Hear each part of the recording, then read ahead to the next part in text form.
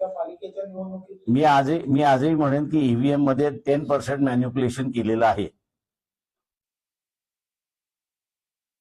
मी आजही ते माझ्या बरोबर एक कुठलाही नॅशनल पार्टी जॉईन झाली तर मी ते सिद्ध करून दाखवेन. कोर्टाला म्हणजे इथल्या इलेक्शन कमिशनला कोर्ट वापरावं लागलं माझं पिटिशन बाहेर फेकायला. आणि मी आज कोर्टालाही चॅलेंज करतोय आणि इलेक्शन कमिशनलाही चॅलेंज करतोय की तुमच्याकडची कागदपत्र म्हणजे अनेक्शर 44 आणि अनेक्शर 54 हे 2 डॉक्युमेंट्स तुम्ही पब्लिक करा.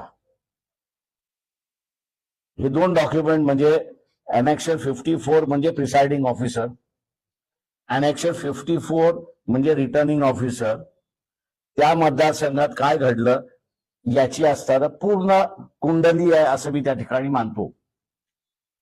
आणि 44 आणि 54 इलेक्शन कमिशनचं हँडबुक जे आहे त्या इलेक्शन कमिशनच्या हँडबुक मधलं अनेक्शर 44 आणि 54 हे पोलिंग प्रिसाइडिंग ऑफिसर जे आहे त्याचा त्या पोलिंग स्टेशन मध्ये झालेला सगळा रिपोर्ट आहे.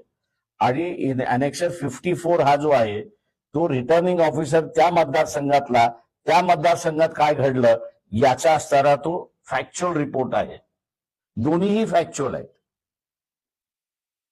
आणि इलेक्शन कमिशन असं आम्हाला लेखी लिहून देते की आमच्याकडे हे डॉक्युमेंट आलेलेच नाहीत.